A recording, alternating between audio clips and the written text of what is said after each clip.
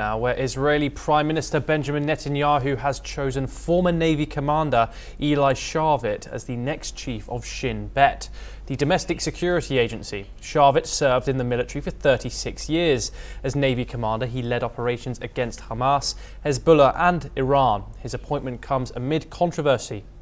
The Supreme Court has temporarily blocked the dismissal of the Shin Bet chief Ronen Bar, who was fired by Netanyahu. Ronen Bar's relationship with Netanyahu's government soured after he criticised the handling of Hamas's October the 7th attack. Reportedly, Sharvit's background in naval warfare, not internal security. He does not speak Arabic or have experience in Palestinian affairs. The final decision on Sharvit's appointment will depend on the court's ruling. Moving on now, the Palestinian Red Crescent Society said that it has recovered the bodies of 16 rescuers killed a week ago when their ambulances came under fire near Rafah. Among the dead are 8 medics from the Red Crescent, 6 members of Gaza's Civil Defense Agency and 1 UN employee. The Red Cross said that 1 medic still remains missing.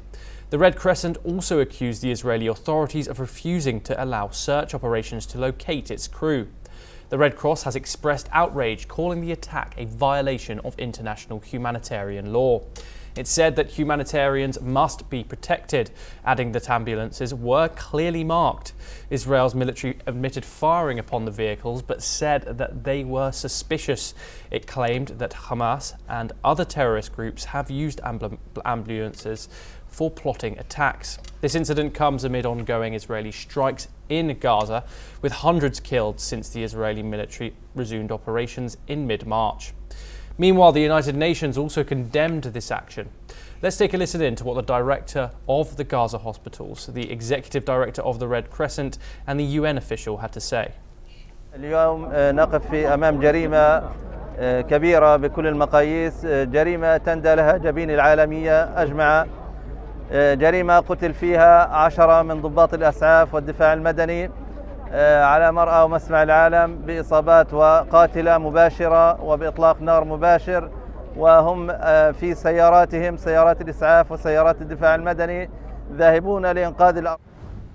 اليوم بعد 8 أيام من المماطلة سمح الاحتلال ودل على مكان دفن هؤلاء الجثامين الطاهرة. تمكنت طواقم الهلال الأحمر والإسعاف من إحضار هذه الجثامين الطاهرة. 8 شهداء من الهلال الأحمر الفلسطيني و6 شهداء من الدفاع المدني ارتقوا بسبب عنجهية هذا الجيش الذي لا يحترم قوانين دولية ولا معاهدات دولية ولا يراعي أي شكل من الأشكال الإنسانية في تعامله مع المؤسسات الإنسانية. Health workers should never be a target, and yet we're here today digging up a mass grave of first responders and paramedics. 7 days ago, civil defense and POCS ambulances arrived at the scene. One by one, they were hit, they were struck. Their bodies were gathered and buried in this mass grave. We're digging them out in their uniforms, with their gloves on. They were here to save lives. Instead, they ended up in a mass grave. Their vehicles, their ambulances, UN vehicles, civil defense vehicles are crushed and dumped, covered in sand, next to us. It's an absolute horror. What has happened here? This should never happen. Healthcare workers should never be. US President Donald Trump is making waves in the Ukraine-Russia conflict. He's pushing for a ceasefire deal, but with a catch. Trump is urging Ukraine's Volodymyr Zelensky to sign over exclusive mineral rights to US firms. And he's not happy with Vladimir Putin either, slamming the Russian leader for questioning Zelensky's credibility. Meanwhile, fighting rages on. Russian and Ukrainian forces exchanged fire in Russia's Kursk region. Ukraine claims it shot down 65 Russian drones overnight. And in Kharkiv, a military hospital was hit by Russian drone strikes, injuring soldiers. Amid all this, Russia is floating a new idea, setting up a UN-supervised temporary administration in Ukraine. But that would need backing from all UN Security Council members. And in Kiev, Dutch Defence Minister Ruben Bartelsmans warns that Ukraine needs military aid now, as Russia ramps up its attacks. Let's take a listen to what he had to say. And Ukraine basically needs more of everything, ammunition, armed vehicles, drones, air defense. And we as Europeans, but also the United States, we need to keep up our deliveries. We also see that Russia is putting more and more equipment, more and more troops, more and more of everything at the battlefield. And we need to make sure that Ukraine... Let's move back to Israel now, where Prime Minister Benjamin Netanyahu has said that Hamas leaders will be allowed to leave Gaza, but only if they give up their weapons. He claimed that military pressure on the group is working as negotiations for a ceasefire continue. Hamas has said that it will not disarm itself. The group has, however, agreed to a new ceasefire proposal from mediators, but Israel has sent a counteroffer. Israel continues its bombardment of Gaza. A strike on a tent in Khan Yunis killed at least 8 people, including 5 children. This happened on the first day of Eid al-Fitr.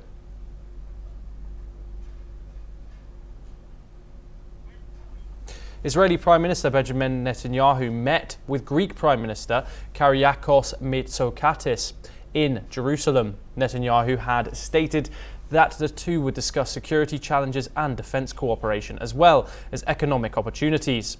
During his visit, Mitsotakis also met with Israeli President Isaac Herzog. The two discussed the situation in Gaza and the remaining hostages held by Hamas. Herzog stressed that Israel's military operations are focused on securing the release of these hostages. He said their safe return is Israel's highest priority. He also expressed concern over reports about the hostages' medical conditions. Mitsotakis reaffirmed his support for Israel and joined the call for the immediate and unconditional release of all hostages. He also said that he hopes for a new ceasefire in Gaza. The two leaders also discussed recent terror attacks. The Greek Prime Minister also signed the President's guest book, writing that he wished to emphasise the strategic partnership and strong ties of friendship between Greece and Israel.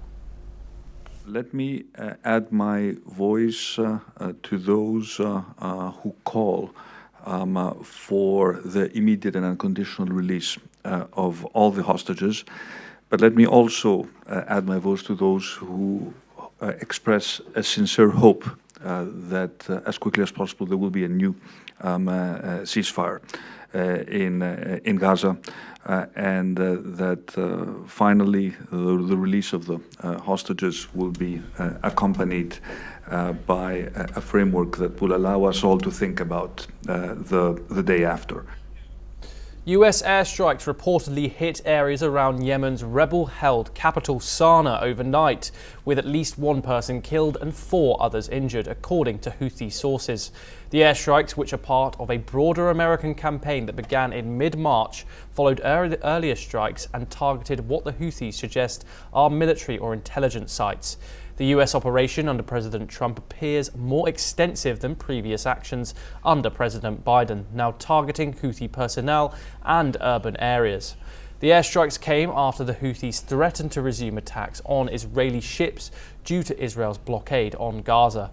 The ongoing conflict in Yemen has devastated the country's economy and worsened humanitarian conditions. Staying in the Middle East, where Iran's supreme leader Ayatollah